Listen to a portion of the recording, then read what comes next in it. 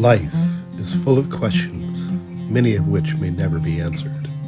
A flash in the corner of your eye, the hair standing up on your neck, the feeling that you're being watched. UAPs, UFOs, undersea creatures, Sasquatch ghosts, folklore, myth, and legends. Are our eyes deceiving us? Or is it simply the fact that our fragile minds are negating the truths that are being revealed, but have not yet been proven by science? Or maybe they have been. Secret government projects, psyops, conspiracy theories, and now the introduction of AI. It's getting harder and harder to discern what is true.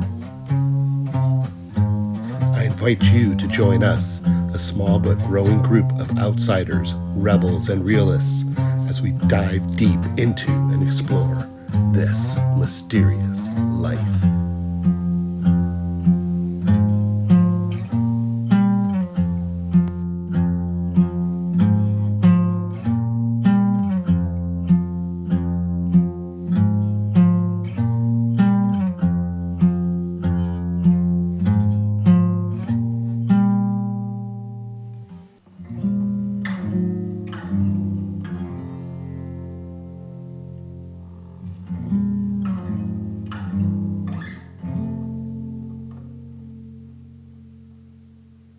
All right, well, Miguel, welcome to This Mysterious Life. Thanks for having me. And so glad you could come out today, and we are interested in hearing about your mysterious stories. Yeah. So just go ahead and begin wherever you feel like. And Okay.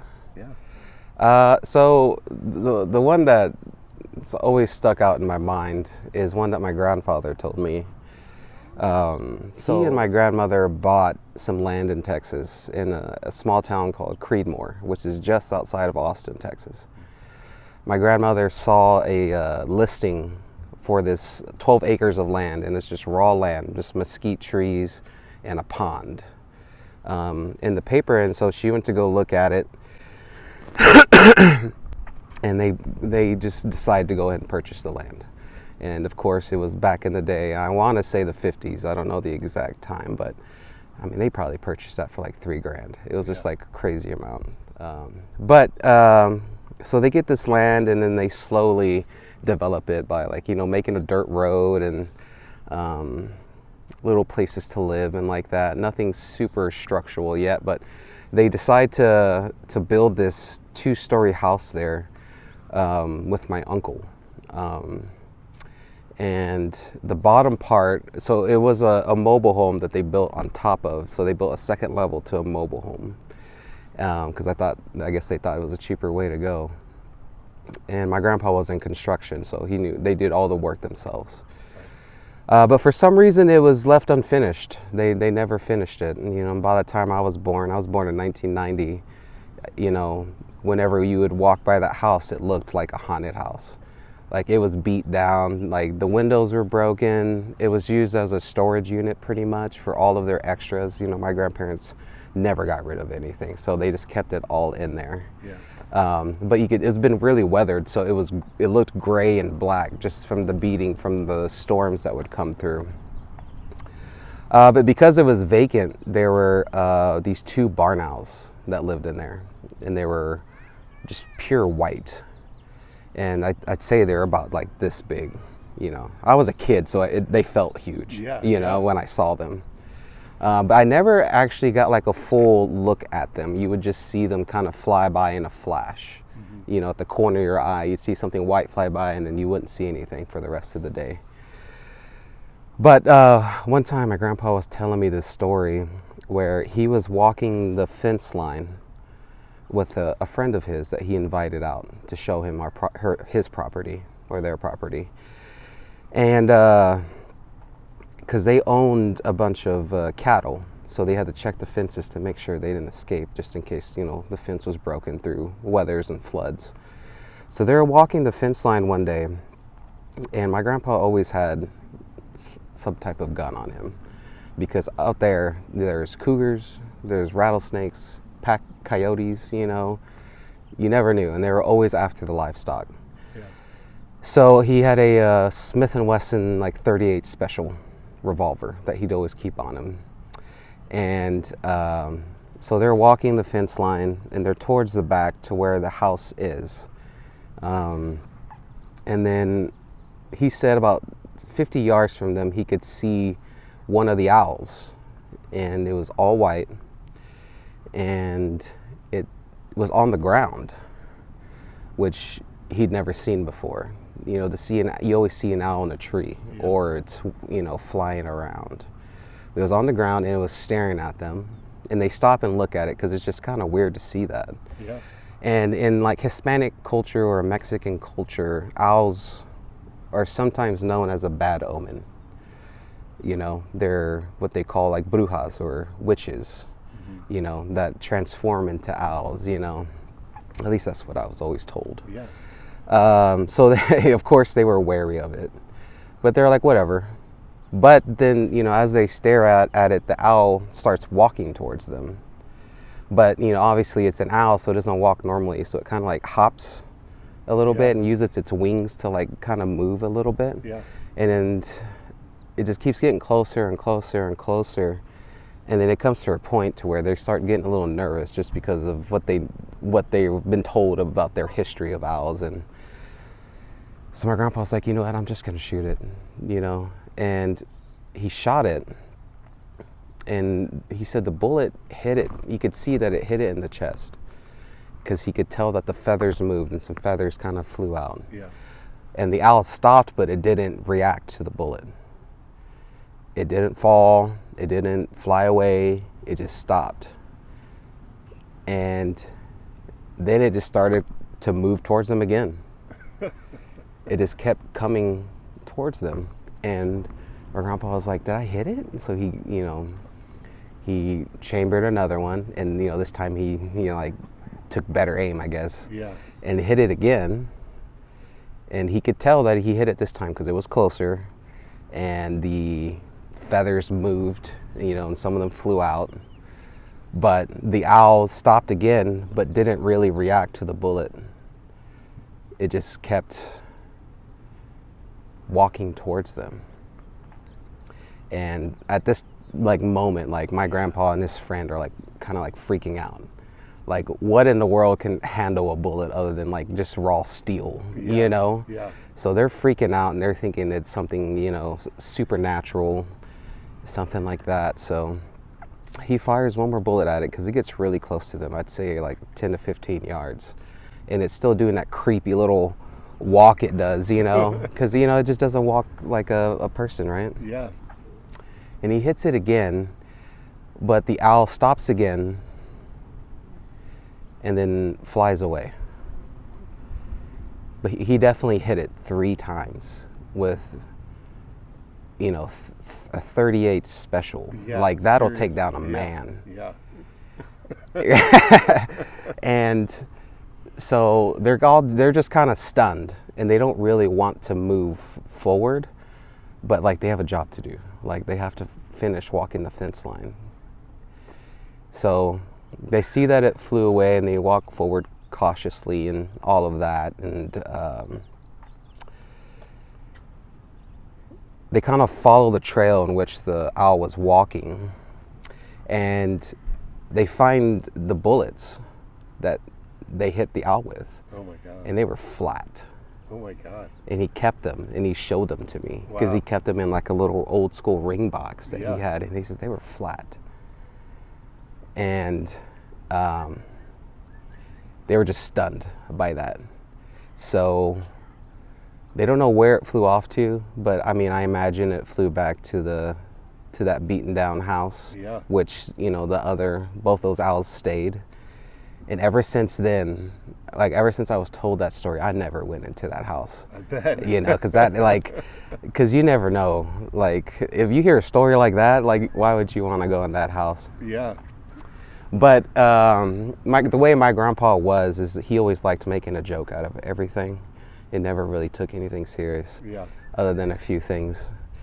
And every Christmas, he would send his friend a little stuffed owl for his present. Yeah. And it would freak his friend out every time. Hilarious. And it was just the funniest thing. And yeah, so, my dad would go in that house every now and then when we needed something, and, you would never see the owl, but you could hear them. You could hear them in there because they were always at the top story. And then one day, recently, I'd say like 4 or 5 years ago, a tornado hit our ranch and just totally demolished that house. Wow. So it's just like rubble now, just wood and then whatever they had stored in there. And then, of course, we've never seen the owls again. Yeah. But I've never forgotten that story, and it just kind of made me think about all those superstitious stories that I was always told as a kid, and like, oh, maybe there's something more to that, Absolutely, and I mean, yeah, that's crazy. Just finding the bullets, the one thing. Yeah. That would be quite unnerving, I would imagine. Yeah. And and then already kind of entering that situation with the folklore already kind of in your mind, and then having that happen. Yeah. That would be super freaky. Yeah, it's super freaky. When he passed away, that revolver that he had was passed down to me. So it's definitely like a real thing, It's just like, it looks brand new too. Wow. But my grandpa was a chotl, so it's like, that's basically like a Mexican cowboy. Mm-hmm. So he looked like a mariachi, but with the holster and horses. He had a whole group of guys, and he looked like Pancho Villa. Yeah. Yeah. So he definitely lived that Western lifestyle. But when you walk by that area, even now that the house is gone, it feels different there. Yeah. Like the energy in that area feels different. It feels like the air's thicker. Yeah. And you just get like a weird, like creepy feeling, like something's watching you. So I hated walking by that time. I hated walking the fence line, not only because there was rattlesnakes out there, and I've been really close to getting bit by one, and cougars and all of that, but the house was like the worst part. Yeah. Living with a haunted house on the property. It looked like a haunted house, maybe not with ghosts, but like those owls were enough. A vortex. Yeah, something was going on there, and there's always like just weird things that happen there in that land, especially at night. Like you'll hear noises that you don't really know where they come from or what makes them. Yeah. There are times where you'll see like a beam of light, like being pointed towards you, almost like from a gun. Kind of like a laser from a gun, and you don't know where that comes from. The only other story I can think of is it happened with my uncle and my dad. Easter, we always had Easter there. It was almost like a family reunion, and my family's huge. Like hundreds of people would be there. My family's so big, there's people I haven't even met yet. But they would party from morning until dark, and my dad was always really nice, and he'd stay late and clean and pick up all the trash and all that. And my uncle lived there because they built a separate house that was actually in front of the haunted house. Okay. So they were hanging out together talking, and I had left to go get some supplies that they needed. I think it was trash bags, and I was going to come back and help them. And I drive back, and it's pitch black out there.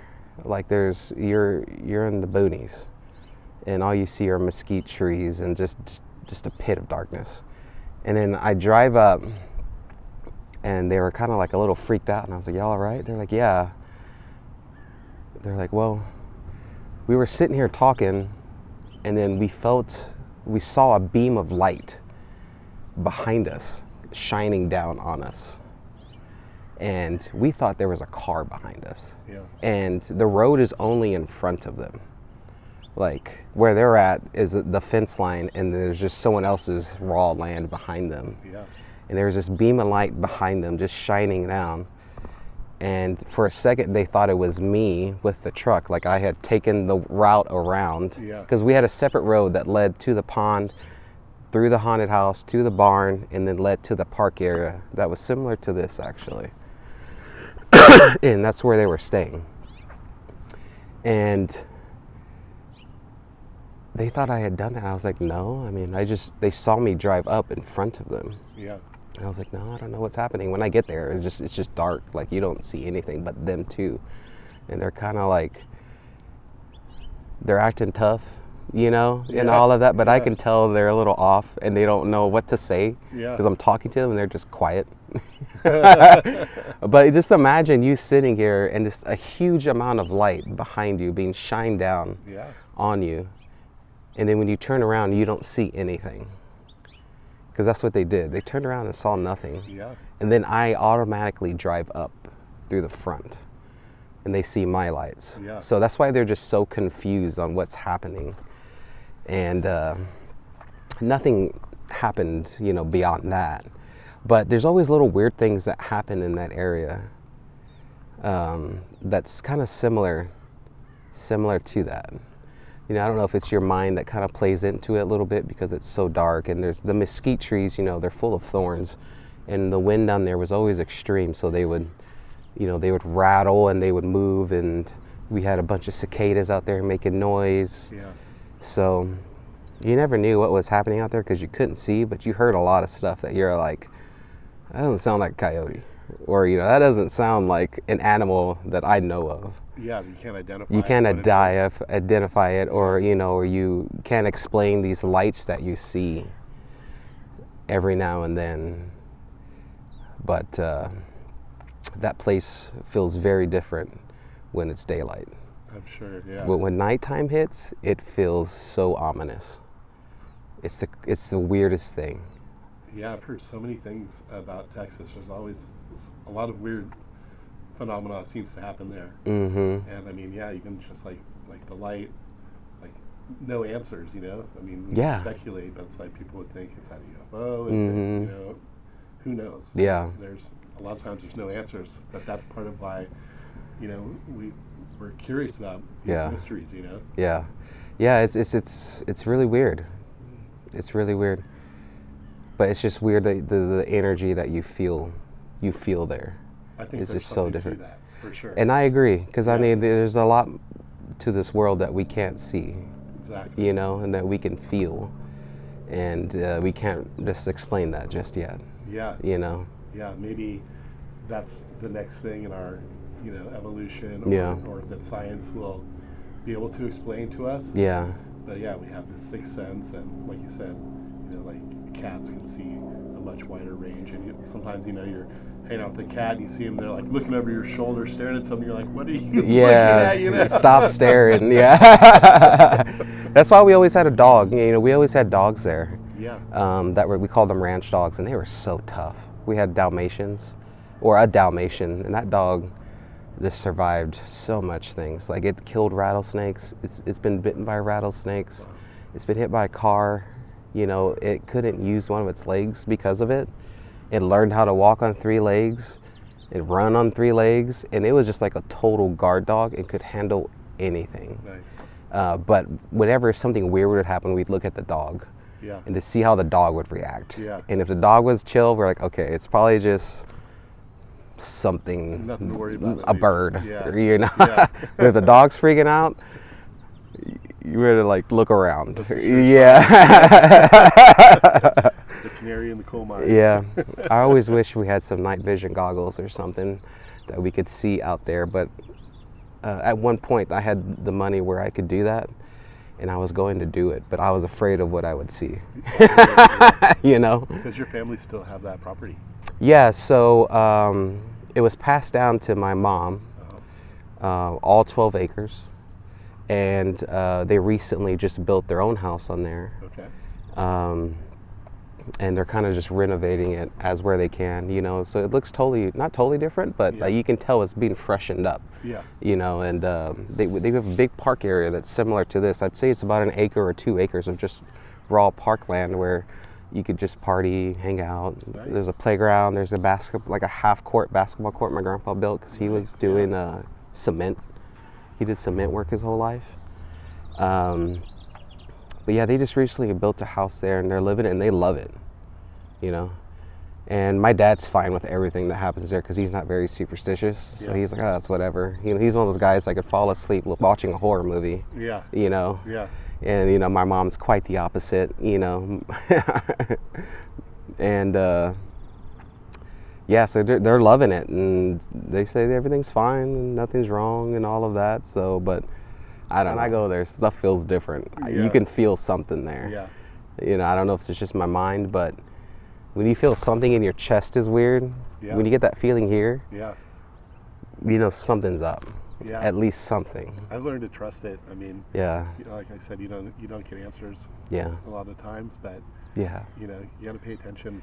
Yeah. You know, I think, like you're saying, it's like we can sense these things. Mm-hmm. You totally can. I mean, you always feel like when I was there, at least by myself, I feel like I'm always being watched. Yeah. Daylight, nighttime.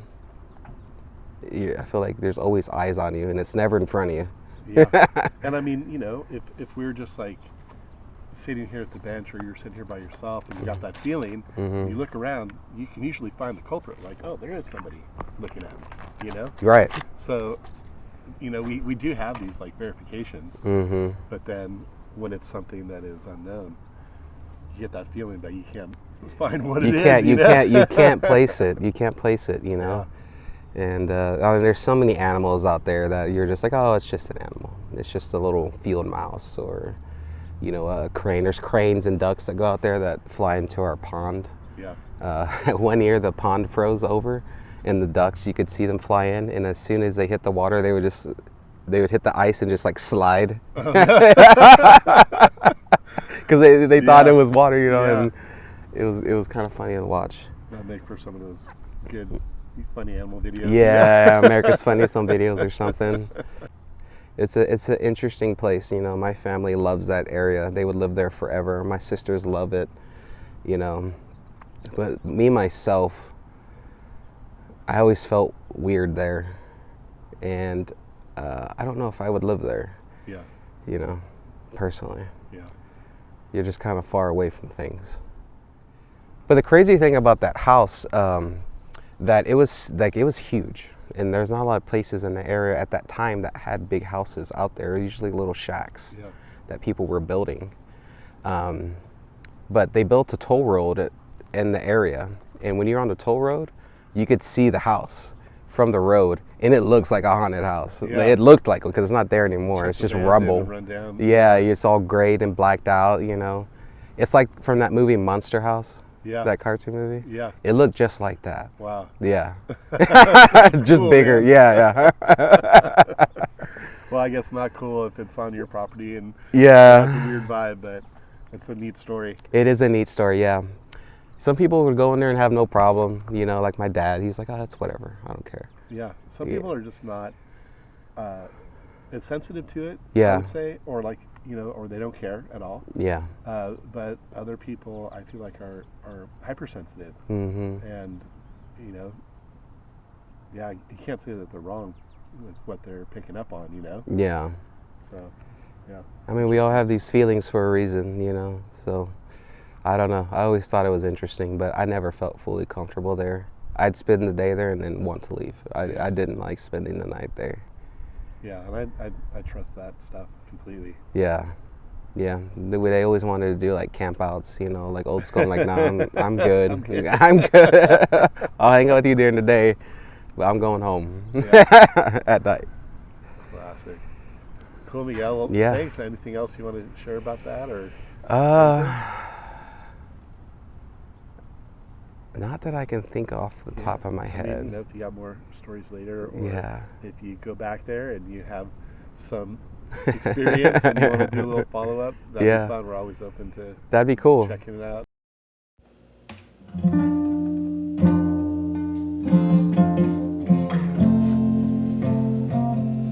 We want to give a special thanks to Miguel Hernandez. Miguel, you are a great storyteller.